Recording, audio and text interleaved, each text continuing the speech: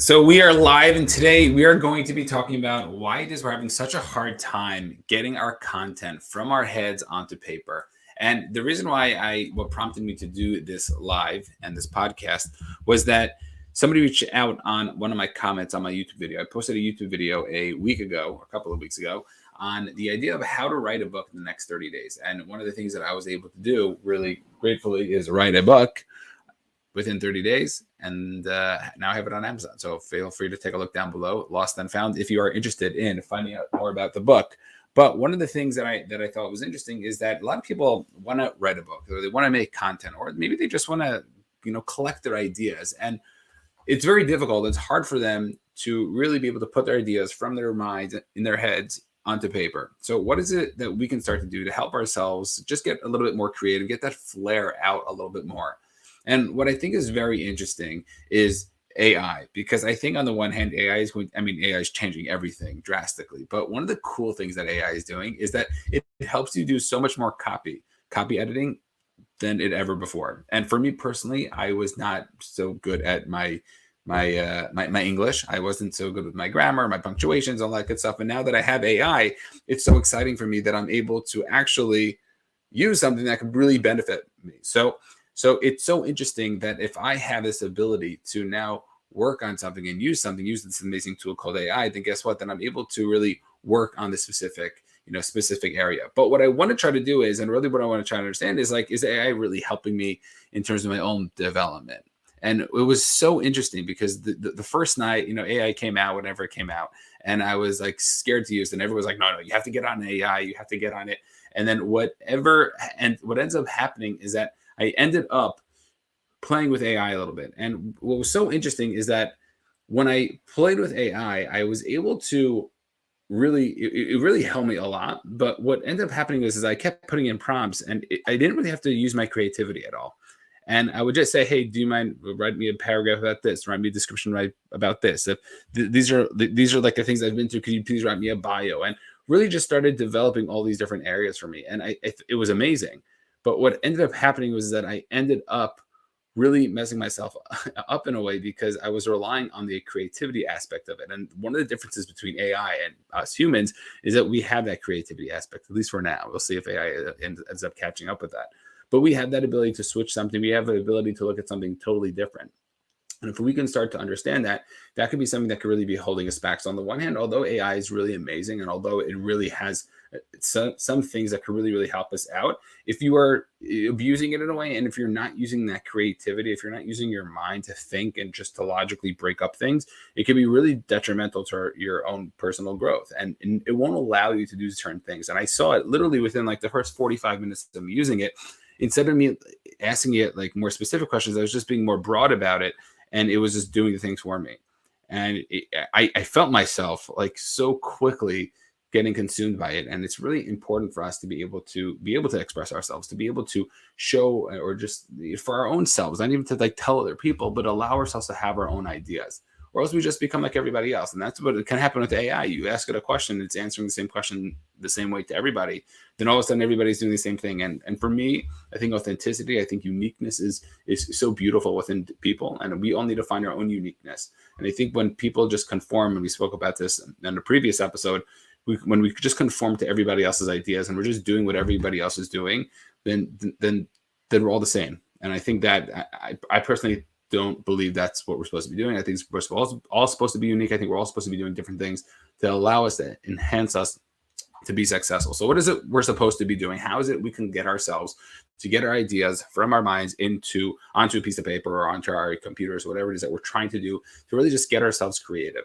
And I think there's different areas. So whether we'll talk about it in the content area, because I think a lot of people want to be putting out content. So let's say you're on LinkedIn, which I actually gave a whole LinkedIn. I did a LinkedIn live about this idea in terms of like what we could do on LinkedIn to allow ourselves to get more content. But I think it applies to across all platforms. And then also in regards to, let's say you just want to be able to write a book and you're just getting, you have certain ideas, but you don't have enough ideas. And I think it's really important to preface this before we even get to the practical strategies, which we'll talk about. So don't worry. In terms of like the list that we're supposed to be making, or the questions maybe we should be asking ourselves to get ourselves to be answering those questions. I think it's really important that we have to be the type of person, if you want to be in this space, you don't have to be in this type of person, but if you want to be in the space where you're sharing content, you're sharing ideas, is you have to constantly be generating ideas. And the way we generate ideas is that we're supposed to be listening or reading other things. And I find it so interesting because if we have the ability to listen to a podcast or to read a book or to listen to a book, whatever it is that you're going to be doing, though, any way that you're going to be able to digest content, that itself is going to help you be able to become more intuitive with the ideas that you're going to be sharing. Because what's interesting is that I can share an idea with somebody, and then all of a sudden they hear it one way, but somebody else hears something else from it. And when that's the case, what ends up happening is that there's so many ideas that can be broken off of it. And the reason why there's so many different ways to look at it is that you have your own unique spin on it. So if I would say a basketball is orange, somebody could take that, oh, a basketball is orange, but somebody could say, hey, a basketball is not green. That's so interesting. What else is not green? Or somebody else could say, no, a basketball is not yellow. Or somebody could ask, like, is it only orange or does it come in other colors? And there's so many ways that people could just imply different things from it. And if we can start to understand that, if we can just start to feed ourselves more information, then all of a sudden we get more information and then we process it a different way. You know, one of the things that I started doing when I started my YouTube channel is I took this one course on it, and they were saying, how do you come up with different ideas? And one of the things that comes across with all these content creators is that they don't want to be watching other people's content. They'll maybe see the titles and the thumbnails of other people's content just to get them to have a creative idea, but they don't want to be watching other people's content, because what ends up happening is that subconsciously they end up using those ideas, and they're really just copying other people. And what makes their channels unique is their own spin on the idea. So I gave you the 5 biggest productivity hacks. So I might have 5 and you might have your own 5, and that's totally fine. And that's what's cool about it, because you're putting your own perspective, your own spin on it. Where I think most people don't necessarily think about it like that. They're not necessarily thinking, hey, I should digest this content and understand, how it is we're going to be doing it. And I find it interesting also because if we have this ability to be able to digest content, what ends up happening is that we digest content differently. So let's say we have, for example, 5 different books. Some of the 5 most popular books that people read in personal development or business, or nowadays, and we have 5 different people, and we all read them in different orders. I really believe that we're all going to be taking different things out of the book depending on the order that we read the books in. And the reason why is because we're all associating things differently. It's like when you hear a fact, like the first time you hear a fact, you believe like that's the fact that's true, and everything else is false. And you have to be proven that the thing that you heard was false. And what's interesting is that maybe it was the false that when you first heard about it, but because we heard about it first, like that's what our assumption is, and that's how we see reality. And what's interesting is that we need to then try to figure out, okay, what's really going on here? So if we all read different books first, what ends up happening is we all have a certain way or a certain framework about things, the way things work, and then we're constantly trying to apply everything else to that framework. So it's on us to really be able to shift that and to change it. And if we can start to change that, then all of a sudden we're coming up with different ideas. We're coming up with different ways that we can come and speak about and to think about the things that we want to be speaking about. And I think what's also cool about this is that we need to have our own unique spin on it. So many times people, and I definitely am guilty of this in regards to trying to be like everyone else, trying to say what everyone else is saying. It's like you hear what Brendan Bouchard or Tony Robbins or Mel Robbins is saying, and you want to just like be like them. You want to say their ideas. You want to talk like they talk, and you want to share everything that they're sharing. And they have really amazing things, but also understand the reason why they're successful is because they're unique. And you need to have your own voice, and you have to have your own perspective and your own stories. And that's why stories are so amazing, because if you could tell a story that happened to you, then all of a sudden you have that ability that nobody else has. It's like when I told a story recently about how I sing in front of 2,000 people when I was in 8th grade. One of my friends thought it'd be funny. He told the music teacher that I was going to be the one that was going to, that I had a good voice. I couldn't say no. And then all of a sudden, next thing you know, 2 months later, I'm singing in front of 2,000 people. And it's a story that most people probably can't say they've done. But because it's personal, because it's a story that represents me and I could take the lessons that I've learned from it, all of a sudden it makes it unique and it makes it Bennett's. And all of a sudden people could start to relate to it in a different way, because somebody maybe didn't, sing in front of 2,000 people, but maybe, somebody had a dance rehearsal in front of 2,000 people, or maybe somebody One of their friends did that to somebody else and it was only 200 people, whatever it is, but then you can start to relate in different ways. And I think it's so important that we all have to understand what it is that we can start to do to allow ourselves to see that success. And regarding what is it we can do, so let's get real practical in terms of a different thing. So number one is you have to start to journal, whether it's in an actual hardcover book, like I have over here, or if you have a place in your notes. I know the iPhone just recently came out with a journal app. Not sure how that's going. If you use it, feel free to let me know in the comments. But what we can start to understand is that we need a place that we can just put our ideas down. And what's interesting is that when I wrote my book, on the one hand, I was like, oh, I should write a book. But then on the other hand, I look back at my notes and I look back at the content. I'm like, oh, I already have a lot of stuff. Like I really have so much content already that I know I have the ability to have more. And yes, it wasn't full. And yes, I need to add things. I need to take things out. But what happened was I was able to go to the place on my phone where I had my one-liners. Then all of a sudden, I'm like, oh, this is a nice idea. And this is an idea. And these things start to relate to this. And this starts to relate to that. And then all of a sudden, you get all these different ideas that you can put in different places. And so many times people don't realize that, but we have that ability. We already are connected in a certain way. We have the ideas. So if you don't have a place where you're putting down the ideas, and all of a sudden, you're going to start from scratch when the time comes. So if you hear a nice idea from a book or from a podcast, or you're speaking to a friend, or a story happens to you, understand that you have that ability. It's interesting. I read a great book by Matthew Dick on storytelling, and he talks about this idea where everybody should have a story journal. Every day you have to write an idea, one story that happened. And if you could try to write down your stories, then all of a sudden you look back, because I was recently speaking to somebody who told me that they would love to tell more stories, but they just don't have any. And his whole point that he loves talking about is like, everybody has stories. You just have to notice them, and you have to actually call them a story. Some stories can be really long stories that you can build up, and some stories are just like an anecdote we might just say in passing. But understanding that we all have this ability. And if we could start to learn how to express ourselves and to really collect these ideas, that could be something that could be different. And one of the biggest places that we can start to collect those ideas is in our journaling. So make sure you get a journal, or make sure you get a place in your phone or on your computer that you can really just start to jot down different ideas. And if you could start to really put them down, then all of a sudden things start to switch, and we end up starting to put ourselves in that place that we could, start to move forward.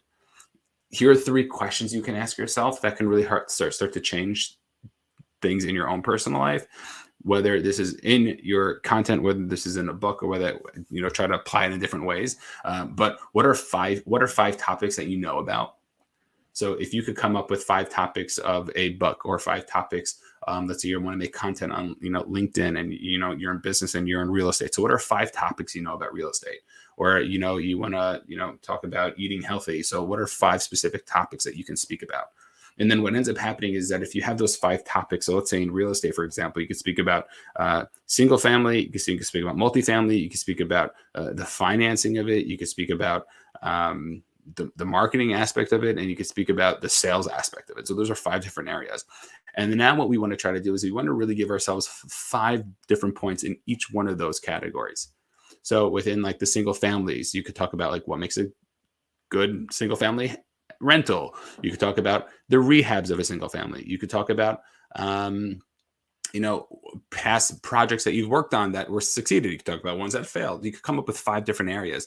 And then all of a sudden you have 5 areas and 5 topics in each of the 5 areas. So that's 25 plus the 5 original topics. So that's 30. So therefore you have 30 pieces of content right off the bat.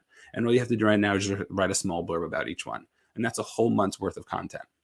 So understanding that we all have that inside of us, and we have the ability, all we just need is a framework or a structure to be able to do that. So the first thing is ask yourself, what 5 topics do you know, and what 5 points about each of them could be helpful for you.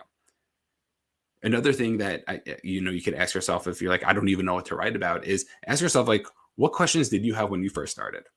One of the things I started to do when I started my YouTube channel, and when I started coaching, actually, is that I started to write down the ideas that I thought were like such big ideas for me. Now looking back at them, I'm like, oh, that was a question I had. But what ends up happening is we end up putting ourselves in the shoes of the people who are maybe a step or 2 behind us, the people who didn't do certain things. So now I have a framework that I can start to apply based on the questions that I had. So think about yourself, 5 years ago, 10 years ago, before your journey even started. And ask yourself, what are the questions that you had? What are the things that you needed to do, that you needed to learn in order to allow yourself to see that success? And that could be something that could be really important. And the last question you can ask yourself is, what have you gone through? What experiences have you done have you had that you can now use in order to help other people? We all have certain stories, whether it's a story we were bullied, or somebody, a family member is sick, or maybe it's a family member who passed away, or maybe something we won a championship. And what are different areas in your own personal life that different people can start to relate to? And then all of a sudden we start to get these creative ideas. And if you really just jot them down, you don't need to have all of them on the first day. But if you start to just think about this and ask yourself questions, or even ask other people that know you well, like, what are 5 things you think about when you think about me?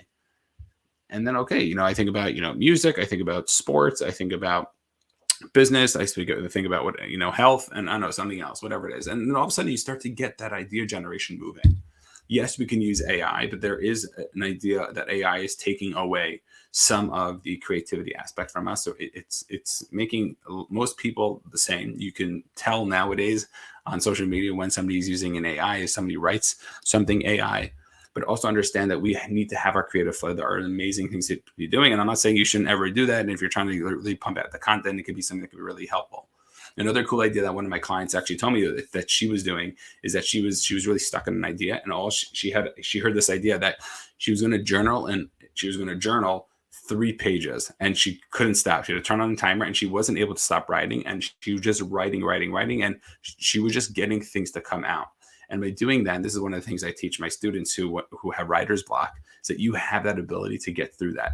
So once we understand these are different ideas, once we understand that this is all normal, once we understand we just need to build the muscle to allow ourselves to come up with this content, then all of a sudden then we have the ability to really start to work on ourselves. So let me know which ones down below you thought were helpful, beneficial to you. It can be something that can be really, really really powerful, I believe. And it's really on you to ask yourselves, what is it that I want to be doing? What's the content that I want? What specific topic do I want to, do I need this content for? Or maybe it's just for my own personal stuff, but really understanding all the different ideas and understanding that we all have certain experiences and we all have that authenticity can be something that can be really, really powerful to really just get our ideas out onto paper, because so many times people are confused just because their ideas are all up in their head. And sometimes you just get it onto a piece of paper, take your journal out. It can be something that can be really, really beneficial. Make sure to take a look at all the fun stuff we have down below in the offers, and we'll see everybody on the next one. Peace.